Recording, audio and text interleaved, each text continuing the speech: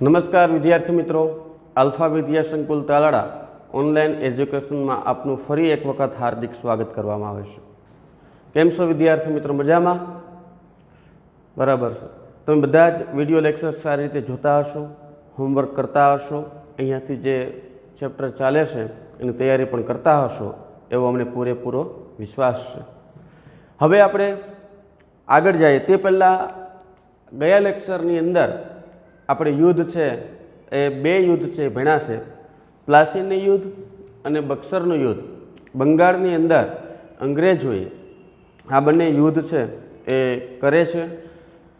પહેલાં પ્લાસીના યુદ્ધમાં સિરાજુદ્દૌલા એ પોતે યુદ્ધ છે એ કરે છે અને એનો જ સેનાપતિ છે મીર જાફર એ નિષ્ક્રિય રહીને હાર છે એ થાય છે, રોબર્ટ ક્લાઇવની દગાખોરીનો આશરો લે છે।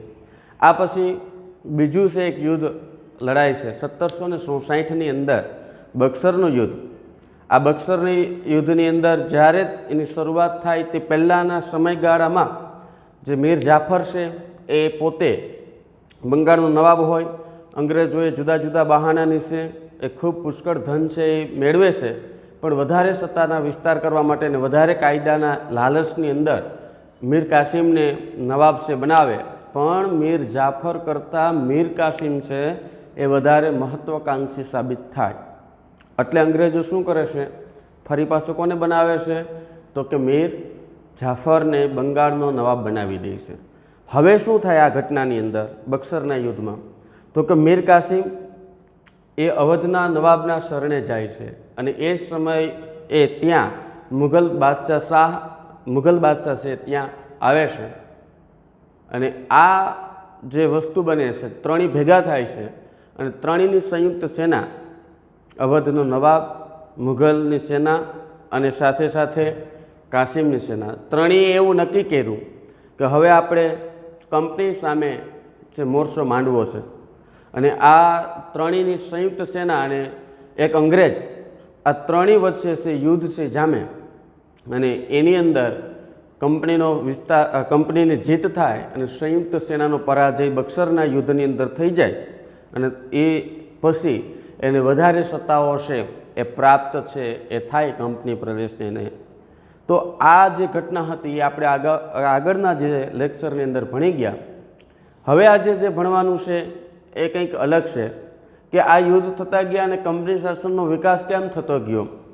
જ્યારે એ સમયની અંદર યુદ્ધ છે થતા હોય અને વિજય થાય પ્રાપ્ત, એટલે એ પછી વધારે સત્તાઓ છે મેળવવા માટે અમુક પ્રદેશો છે એ જીતી લેતા હોય તો એ જીતેલો પ્રદેશ ઉપર એ પોતે શાસન કરી શકે, વેપાર કોઈ પણ જે પ્રવૃત્તિઓ એના ઉપર કરી શકે છે।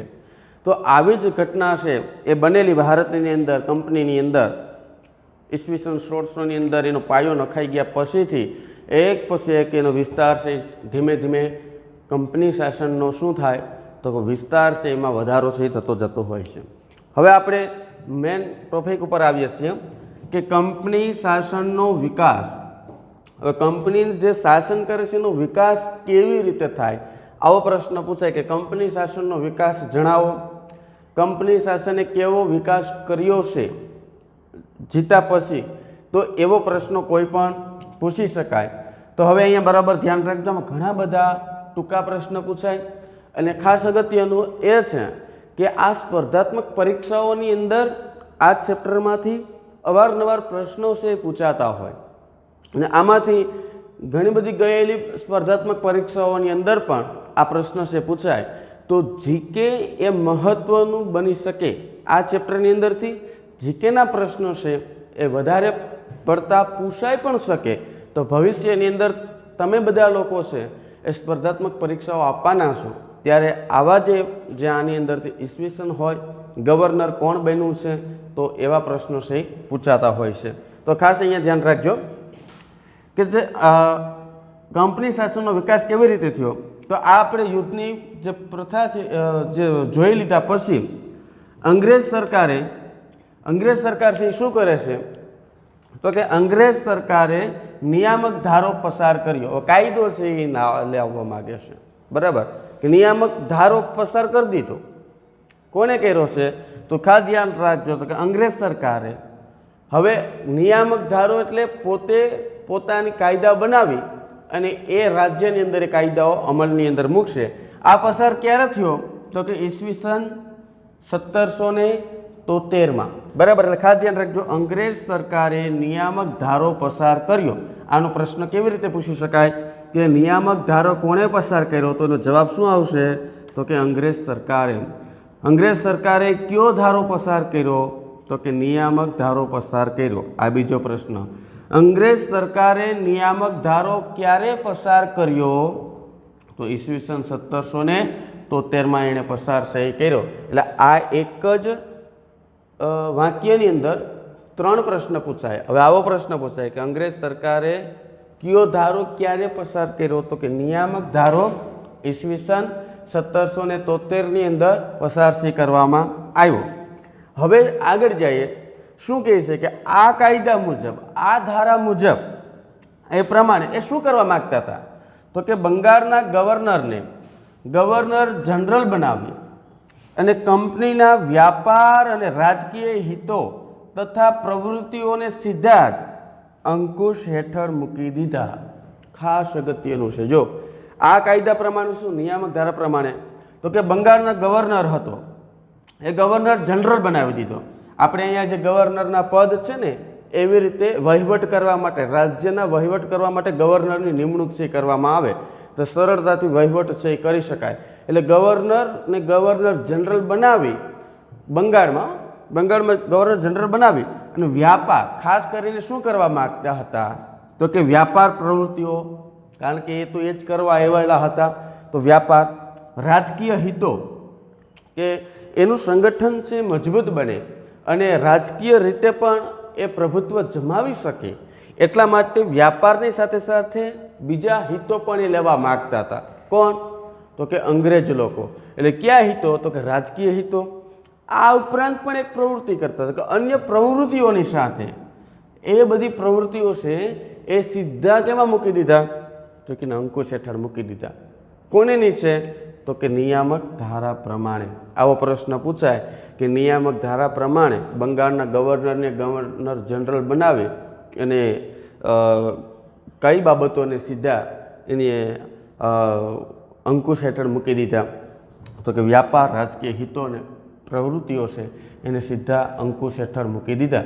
એટલે એમાં એ અંગ્રેજ કંપની શાસન છે એનો સૌથી વધારે હિતો મેળવે એટલા માટે આ કાયદો છે લાવ્યા અને કાયદો લાવ્યા પછી એણે અંકુશ હેઠળ મૂકી દીધા છે. બરાબર. હવે આગળ જઈએ કે આ કાયદા પ્રમાણે આ હિતો હેઠળ મૂકી દીધા કોને કોને? તો કે આ કાયદા હેઠળ પ્રવૃત્તિ પ્રમાણે મુંબઈ અને મદ્રાસ ગવર્નર અને તેની કાઉન્સિલને મૂકવામાં આવેલા. કોને કોને મૂક્યા?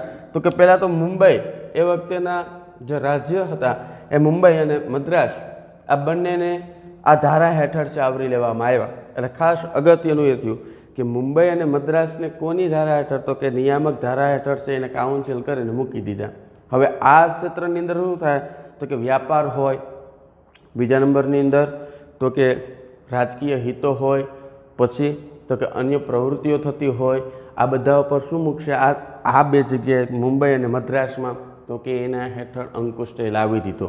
કોણે લાવી દીધો? તો કે કંપની જે ઈસ્ટ ઇન્ડિયા કંપની છે એણે. કોની કેવી રીતે લાવી દીધો? તો કે નિયામક ધારો છે એના દ્વારા. ક્યારે ઘડવામાં આવ્યો? તો કે 1773ની અંદર. કોણે આ ધારો છે લાવ્યો? તો કે અંગ્રેજ સરકારે છે ધારો છે એ લાવવામાં આવેલો. હવે એના પછી આગળ જઈએ.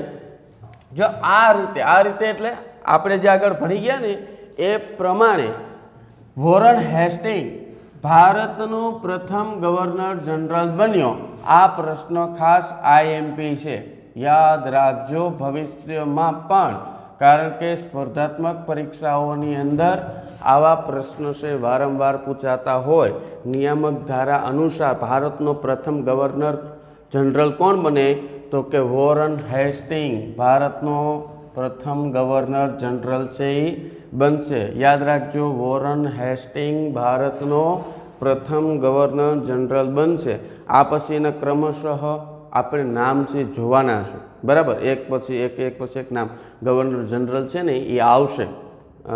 ઘણા ઉદારવાદી હતા, ઘણા સુધારાવાદી હતા, એટલે એ આપણે ભણવાનું છે. એટલે વોરન હેસ્ટિંગ્સ છે એ ભારતનો ગવર્નર જનરલ છે, એને બનાવવામાં આવ્યો.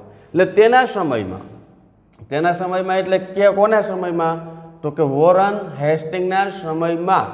હવે શું કરે છે વોરન હેસ્ટિંગના સમયમાં, સમયગાળો ચાલે છે ને, તો દાખલા તરીકે અત્યારે આપણે કેન્દ્રની અંદર સરકાર જે ચાલે છે, તો કે કઈ, તો કે ભાઈ બીજેપી, વડાપ્રધાન તો કે નરેન્દ્રભાઈ મોદી.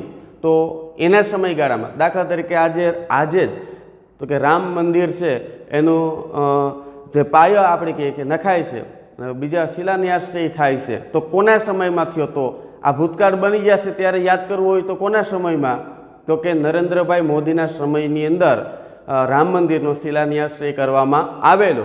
એવી જ રીતે અહીંયા શું થાય છે, વોરન હેસ્ટિંગના સમયમાં મરાઠાઓ સાથે પ્રથમ મરાઠા વિગ્રહ, જો એની સાથે જંપલાવે છે, પ્રથમ કોની સાથે વિગ્રહ કરે છે, તો કે મરાઠાઓ સાથે. શા માટે? તો કે મુંબઈ અને મદ્રાસ આ બંને છે ને એને પોતાના જે કાયદા પ્રમાણે અંકુશમાં લાવી દીધા. હવે તો કે વોરન હેસ્ટિંગ્સ એ ભારતનો શું બન્યો, ગવર્નર જનરલ બન્યો છે. હવે ગવર્નર જનરલ બની ગયો એટલે એણે પ્રથમ મરાઠાઓ સાથે પ્રથમ વિગ્રહ કર્યો, સીધા એની સામે વિગ્રહ કરવા આવ્યો. અને પછી શું કર્યું, તો કે મૈસૂરના હૈદર અલી સાથે, જો મૈસૂરના આદિ ટીપુ સુલતાન ન થયો, હૈદર અલી સાથે દ્વિતીય મૈસૂર વિગ્રહ થયો. સમજાય છે?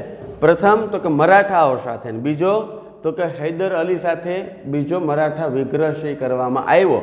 કોના સમયમાં થયો? તો આપણે યાદ હોવું જોઈએ. કોના સમયમાં ભાઈ? તો કે વોરન હેસ્ટિંગના સમયમાં એ વિગ્રહ છે થયેલા. એટલે બે વિગ્રહ થયા. પહેલો કોની સાથે? તો કે મરાઠાઓ સાથે, બીજો તો કે મૈસૂરના હૈદર અલી સાથે. આ બે વિગ્રહ છે એ કરવામાં આવેલા. હવે શું થાય, તો કે આ બંને સત્તાઓનો એક સાથે સામનો કરતા ઈસ્ટ ઇન્ડિયા કંપનીની શું થાય, મુશ્કેલીઓ વધી.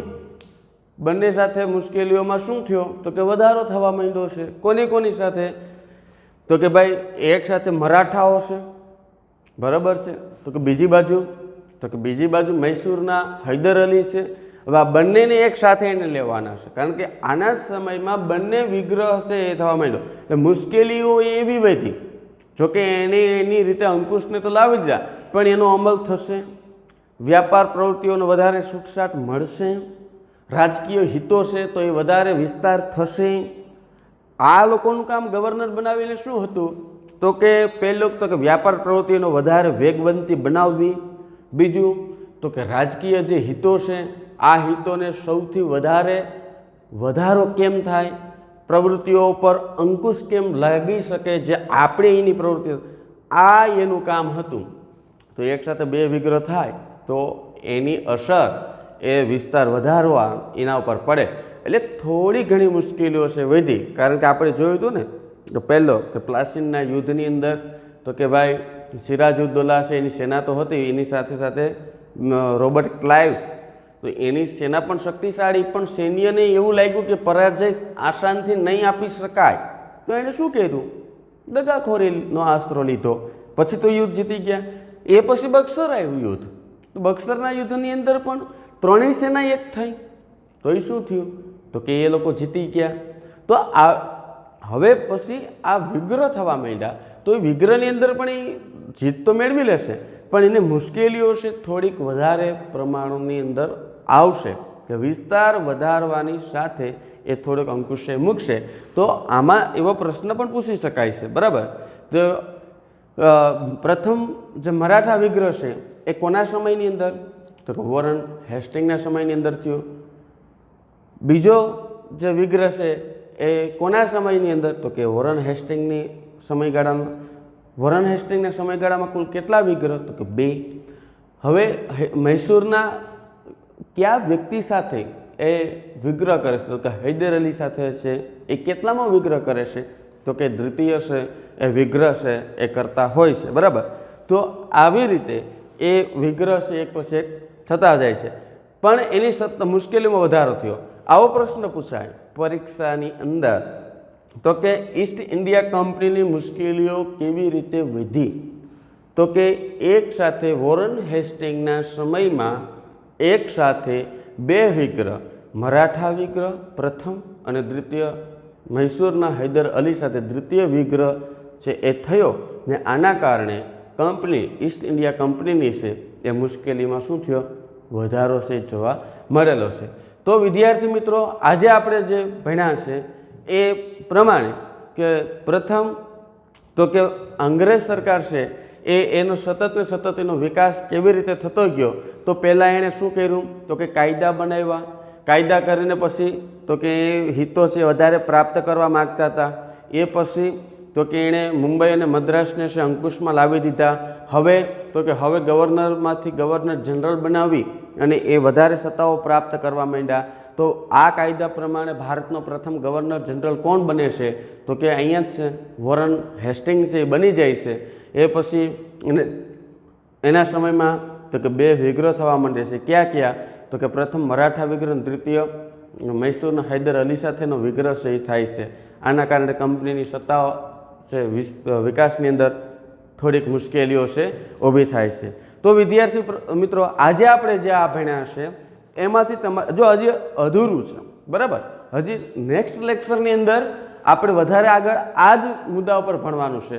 પણ તમને હું હોમવર્ક આપીશ કે આજે આપણે જે ભણ્યા છે એમાંથી કોઈ પણ 7 પ્રશ્ન ટૂંકા તમારે લખવાના છે, બરાબર. કોઈ પણ 7 પ્રશ્ન ટૂંકા લખી અને તૈયાર કરવાના હશે. એક વખત બોર્ડ ઉપર નજર મારી લ્યો, વ્યવસ્થિત તમારી બુકની અંદર નોટ કરી લો. બુક બધા બનાવો છો ને? હા. અને એ પછી હવે આપણે નેક્સ્ટ લેક્ચરની અંદર આ જ મુદ્દા ઉપર વધારે અભ્યાસ કરીશું.